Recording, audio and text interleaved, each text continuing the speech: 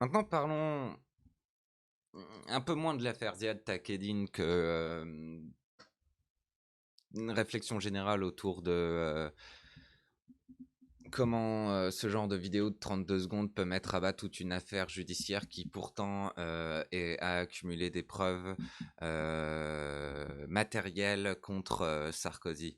Donc l'affaire Ziad Takieddine, c'est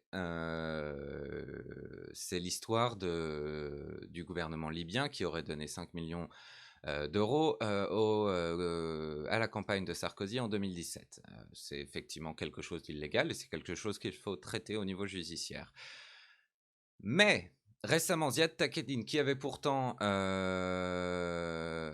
dit aux policiers et aux juges que effectivement il avait donné ces 5 millions d'euros, maintenant se rétracte et dit que tout cela est faux et qu'il n'y a rien à la faire, qu'on a utilisé ses propos contre lui, etc., etc. Je trouve ça intéressant parce que je sais pas si je suis trop jeune dans la politique et que je ne vois pas à quel point ce genre de rhétorique était utilisé depuis très très très très longtemps, mais on dirait qu'il y a une vraie Trumpisation de la politique. C'est-à-dire que c'est-à-dire que Trump, lui, depuis longtemps, se fout de ce qui se passe au niveau des preuves, au niveau du judiciaire, au niveau de tout ça. Il utilise les médias. Il utilise la faiblesse des médias et il va dire tout et n'importe quoi. Et la faiblesse des médias étant ce qu'elle est, ça va nourrir les ondes et tellement obstruer, en fait, toute la place le peu de place qu'il y a aux médias, que dans les médias, que ça va créer une nouvelle vision du monde pour toute une partie de la population. Et Ziad Takieddine a réussi à faire ça en disant simplement en 32 secondes que tout ce qu'il avait dit auparavant, c'était faux. Tous les médias en France se sont mis à parler du fait que c'est un volte-face, on pouvait maintenant se mettre à douter des faits qui sont que la Libye a donné 5 millions d'euros à la campagne de Sarkozy, etc., etc. Je ne vais pas en dire plus sur l'affaire en elle-même. Si vous êtes intéressé par l'affaire en elle-même et sur les preuves matérielles qu'il y a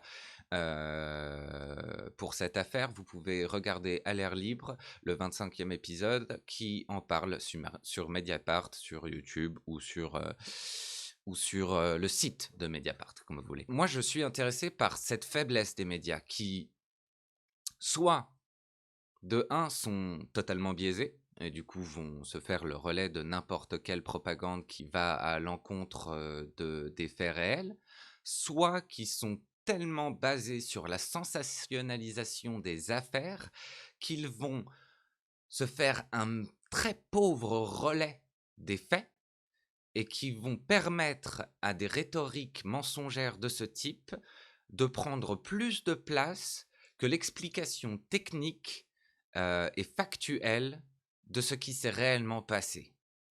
Bien sûr, il faut comprendre que je parle des médias mainstream. Il y a beaucoup de médias indépendants qui essayent justement de mieux se faire le relais des faits. C'est pour ça qu'on a une vision du monde en France où les musulmans sont le plus grand danger, les musulmans terroristes sont le plus grand danger pour la vie des Français, alors que le terrorisme domestique tue et crée plus de violence que le terrorisme islamique.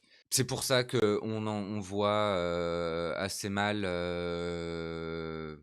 ce qui se passe aux États-Unis au travers des médias français, excepté Mediapart, et qu'on comprend assez mal toutes les tentatives de Trump de contrer les résultats de l'élection. C'est pour ça qu'en 2016, on croyait que Hillary Clinton était sûre de gagner, que ce soit dans les médias français ou dans les médias américains, qui se faisaient mal leur relais des chances, des très bonnes chances que Trump avait de gagner. C'est pour ça que les partis de droite gagnent de plus en plus de force, puisque les migrants sont une chose atroce et il faut absolument en finir avec l'immigration. C'est une chose absolument atroce, même si en réalité, et les médias ne se font pas le relais de ce fait-là, les migrants commettent statistiquement moins de crimes que les nationaux, que les Français de souche, je suppose. Voilà, donc on assiste à une vraie trumpisation de la politique et ça inspire peu confiance en l'avenir de la politique de manière générale au travers du monde.